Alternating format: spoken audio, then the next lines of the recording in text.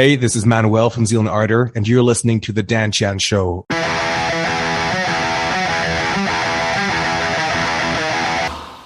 Manuel, great to have you back on the show, man. You were here 2 years ago now. I think it was March 2022. It seems like an absolute age ago. A lot's happened for you since then, right? Yeah, it's been fucking wild. Yeah.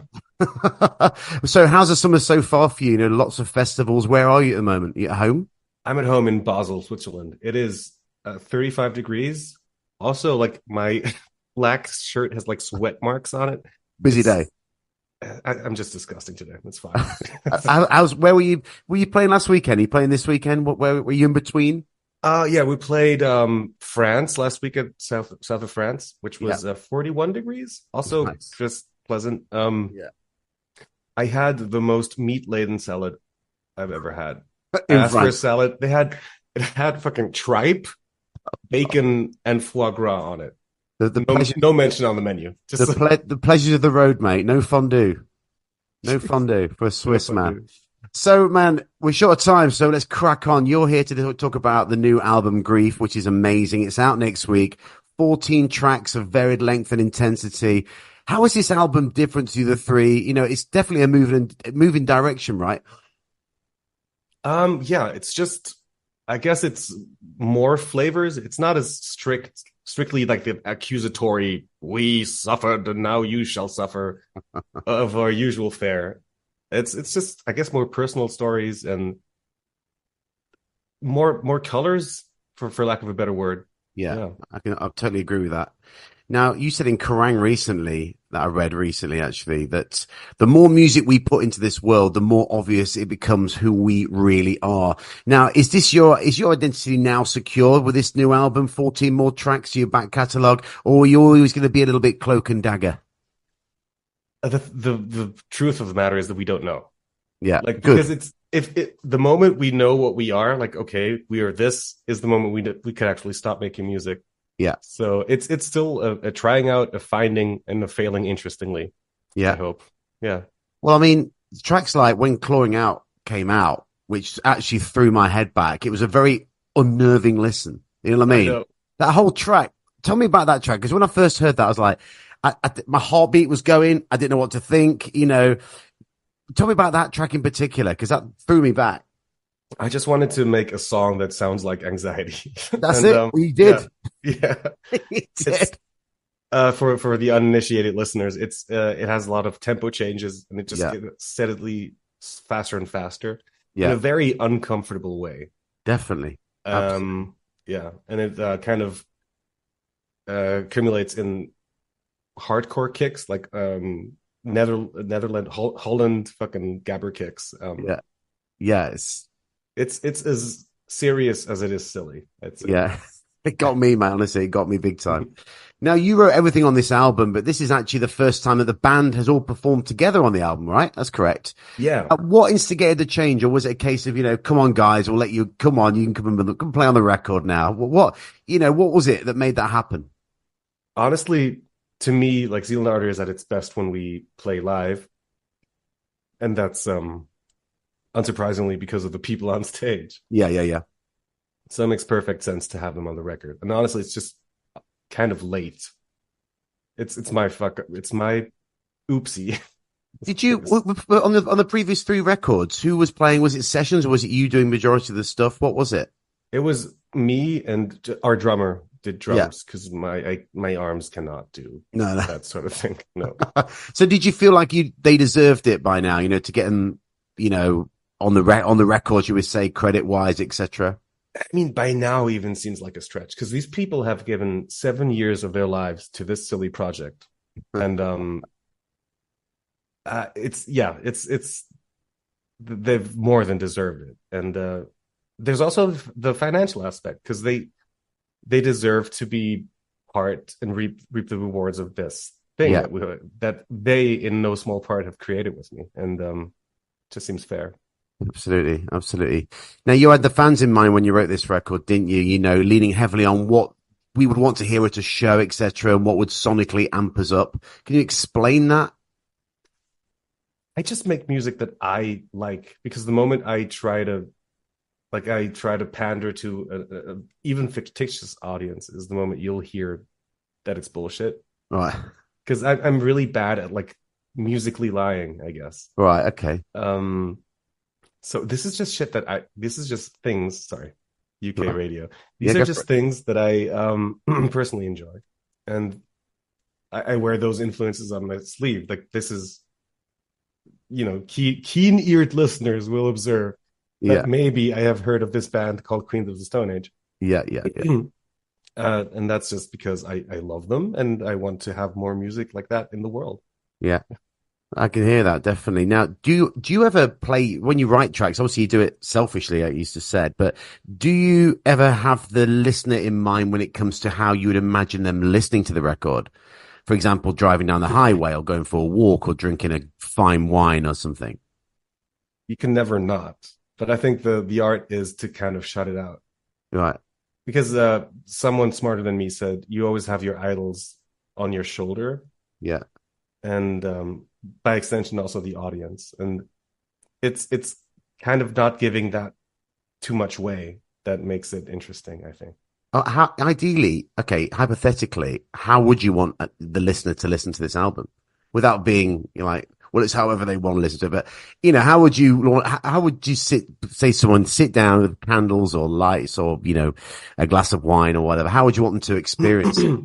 I think that's the magic of music, because music has this time travel aspect to it. Like one of your favorite songs, I'm sure you know exactly the moment in time and where you were when you listened to it. Sure. So I would like them to have the wildest different experiences. Maybe they're on a bike, maybe they're listening with a friend or thinking of someone, or just angrily masturbating. I don't care. But to say that there's a proper way to listen to my music, sure. That doesn't hard. make sense. Mm-hmm. So what themes are we talking about this time? So you said it's quite personal. Is it your own personal thing? Is it something that can be shared? Is it something that people can pull away from and take it to their personal level? Well, it's just, the thing is, like, I just kind of write in a stream of consciousness, and I don't really know what it was about until I gained a little bit of distance. Yeah. Like I can listen to songs I wrote 4 years ago, and like, obviously this was because of this and this. And now I'm just too in medias res, like too close to it. Yeah. And this is, I know this is a non-answer, but that's actually, I'll accept it. I'll take it, man. When you're sitting down, right? Do you purposely sit down and think, I'm going to write something that's like, for example, anxiety driven or something that's going to create that listener empowerment? Do you sit down to make things a little bit different, like avant-garde, etc.? No. Like what I do is just I follow a feeling. I have like an idea, it might just be a vocal thing or a riff or something. Yeah. And I kind of follow where that takes me emotionally. Yeah. There's not too much thinking involved. Just okay. Joy. It's a lot of like playing. It's like childlike playing and experimenting and just following the excitement. That takes me to silly places, as you can hear. Yeah, for sure. Now, my favorite track on the album, I don't know what yours is, but for me, Thrill is a great track. Gets me. That got me, that did. And nice. to me, it's got a very cinematic feel to it. Like, really? For me, when I first heard that, I was like, I imagined James Bond walking across with that circle shooting into the screen. I imagine like a James Bond kind of vibe. Have you ever considered, or would you ever consider writing music for like a film score or like a theme or something? Currently writing 2 film scores, so yeah. Is that exclusive? Am I missed the boat or missed the memo or something there, or? I can't.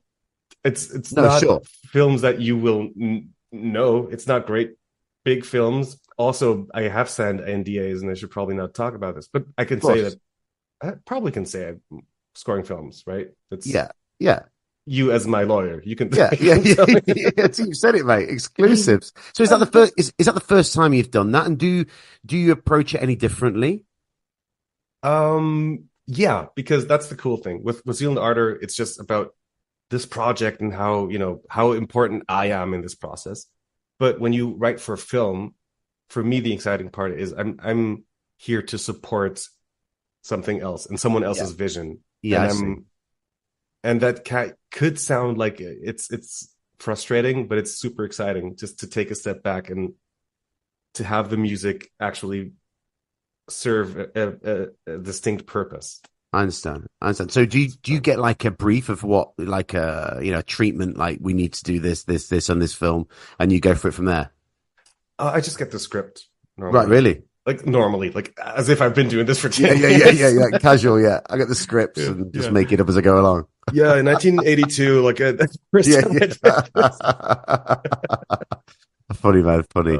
Now, as you're plowing through the albums, album 4 now, you're making more albums. Is it noticeable how much more intense everything's getting? More tours, more opportunities, more chats like this with me and you, more of everything.